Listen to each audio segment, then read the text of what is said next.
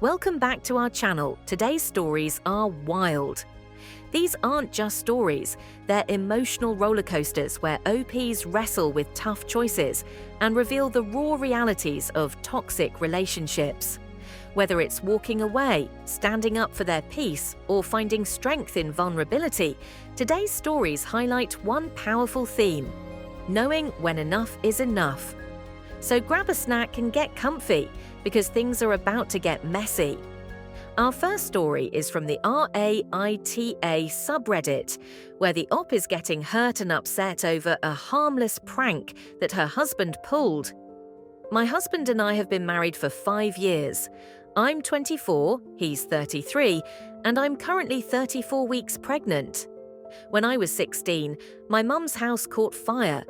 We lost everything, and tragically, my childhood cat died.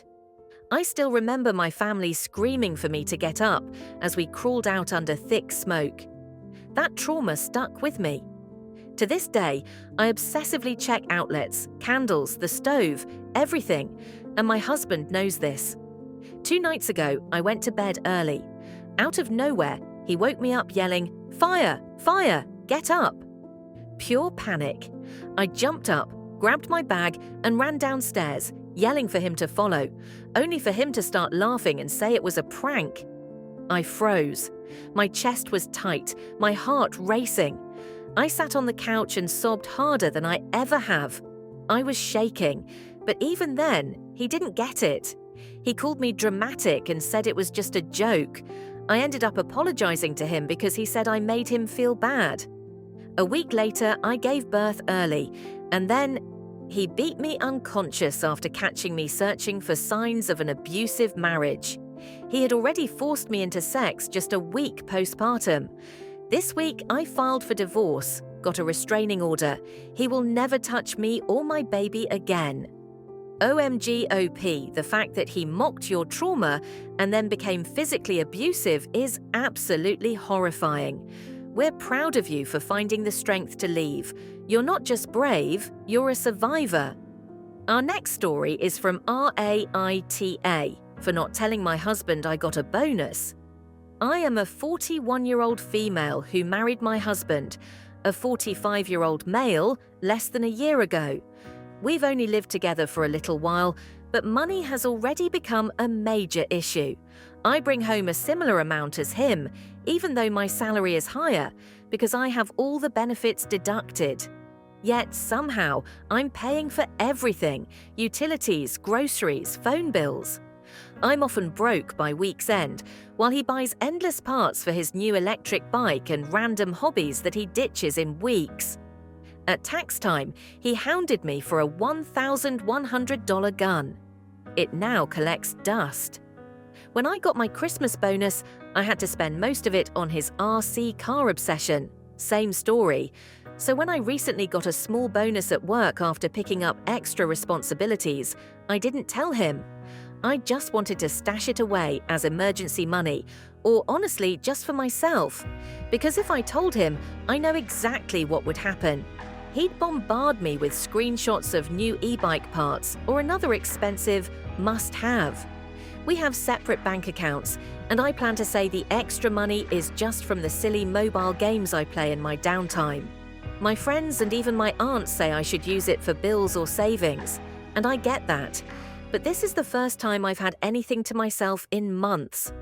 I know it's not ideal, but I also know what kind of emotional campaign I'd face if I told him. OMG OP, your husband sounds like a financial black hole. You deserve to treat yourself without feeling like you're hiding from a child who can't manage money. You are not the AH for protecting your hard-earned bonus. Next, we transition to another Reddit discussion about AITAH for giving my wife an ultimatum about getting a dog. When my wife and I got married, I had a dog I absolutely loved. She was like family to me.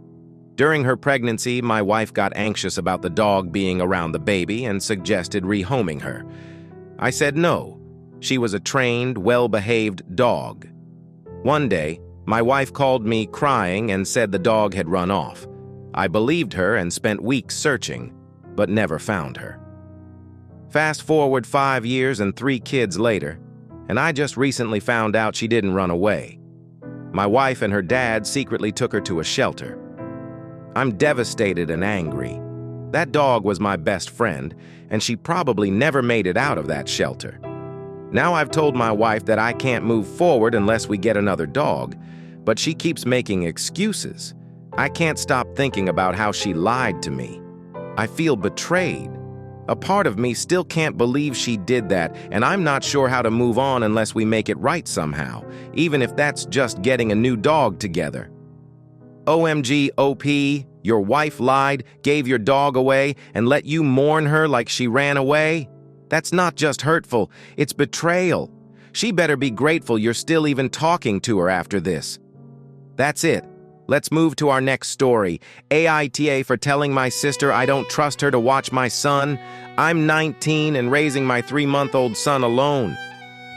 His mom isn't in the picture, and I work early shifts at a gas station. I live with my parents and my 21-year-old sister, who makes it clear she doesn't like having a baby in the house. She's constantly complaining when my son cries or when his stuff's in the laundry. She's never really helped out. One day I got a call for a great side gig, $400 for 4 hours, and I scrambled to find a sitter. I didn't even think to ask my sister because she's always so negative. When I did find someone, my sister got mad that I didn't ask her.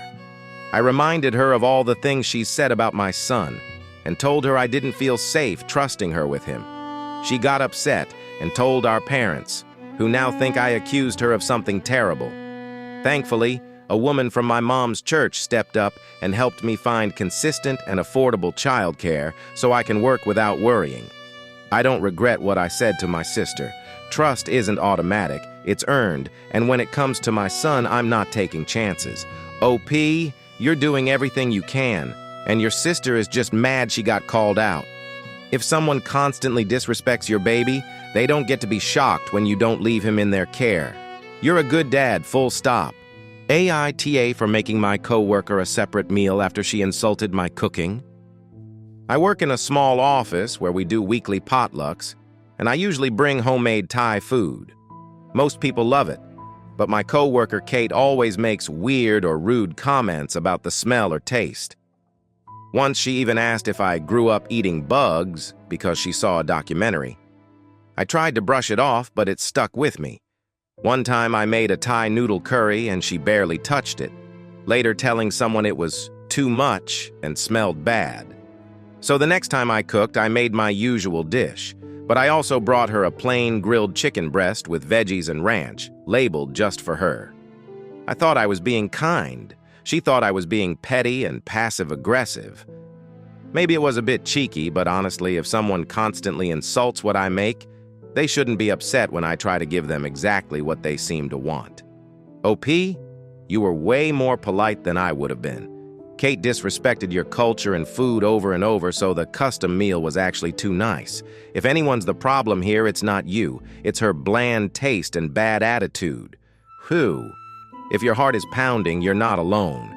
From women forced to carry the weight of emotional trauma while expecting a child, to men silently suffering under controlling relationships, today's stories prove one thing: being pushed too far can become the reason you finally stand up. These OPs didn't just survive, they made bold choices to reclaim their dignity, their safety, and their future. It's a reminder that love without respect isn't love at all. And sometimes, the most heroic act is walking away from someone who refuses to see your worth. If these updates hit you right in the feels, go ahead and drop a like, share your thoughts in the comments, and subscribe to the channel for more powerful stories that challenge the definition of love, loyalty, and self-respect.